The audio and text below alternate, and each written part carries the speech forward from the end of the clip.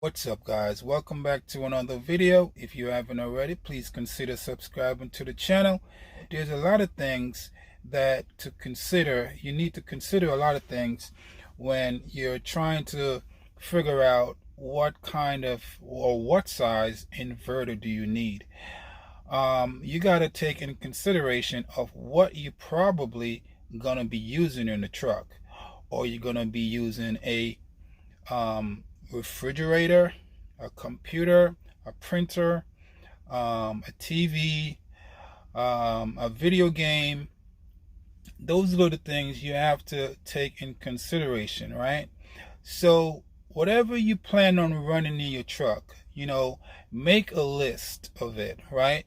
And then you want to research those items. If you haven't purchased those items already, just research them, right?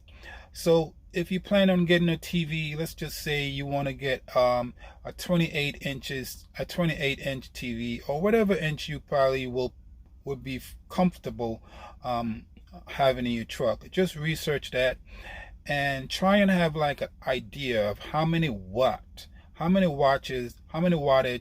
that that TV is gonna be drawing. So when you research that, you want to write that down, write that wattage down. Let's just say you plan on getting a little refrigerator. A little refrigerator will probably be pulling, I don't know, maybe 80, 85 watt or 75 watt, somewhere around there. Maybe more, maybe less, I don't know, but it's up to you to research what size refrigerator you're gonna be putting in your truck. Then when you research that, you wanna find the wattage on that refrigerator as well, right? See how many wattage that refrigerator takes, and then you write that down. And you do that with all the appliances that you think you're gonna be using in your truck. Research them, see what watt they use. Then you write down all the wattage, and then you add them up. You add the wattage up, whatever the total is.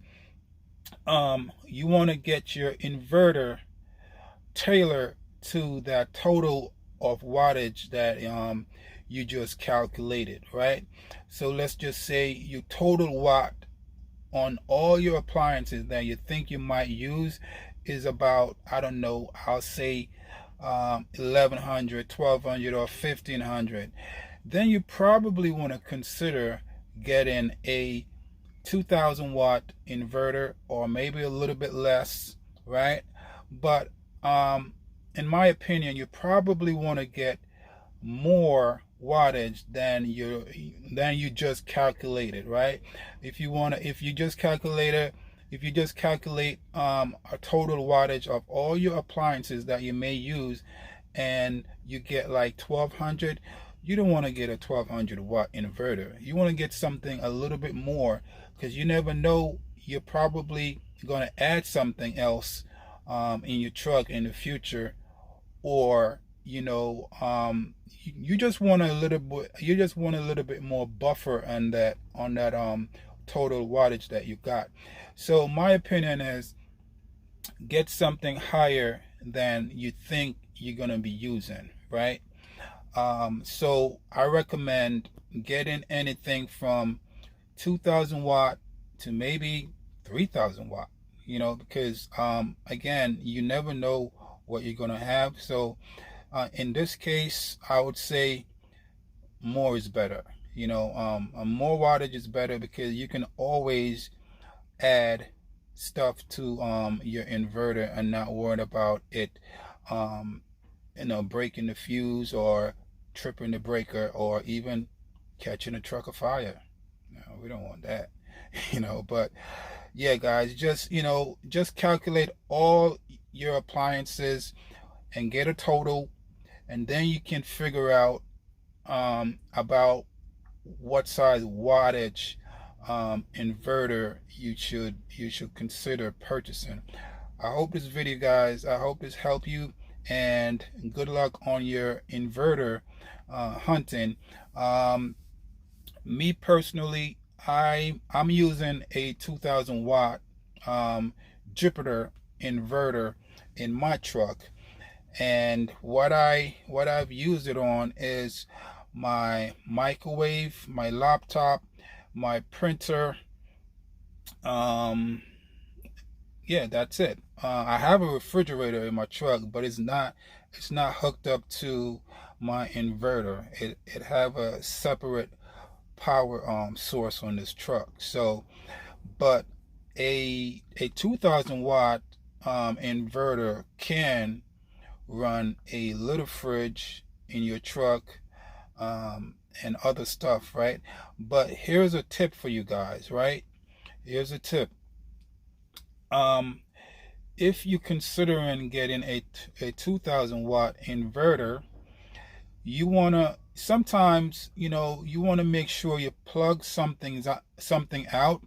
If you know that you're probably going to be close to that 2000 watt or over, um, if you're running a whole bunch of stuff like your TV's on, and I don't know, your refrigerator is on, and you're playing a PlayStation or whatever system you're using, or you're using a microwave, sometimes you have to plug something out, so your breaker won't trip or your fuse won't blow. And it's a good idea if you're using a lot of things in your truck. Let's just say you're going to use the microwave real quick. How I like to do, I like to turn on my truck when I'm using my microwave. Even though I know the breaker's not going to trip, I just feel more comfortable turning on my truck. So while I'm pulling that power, the truck is, keeping up.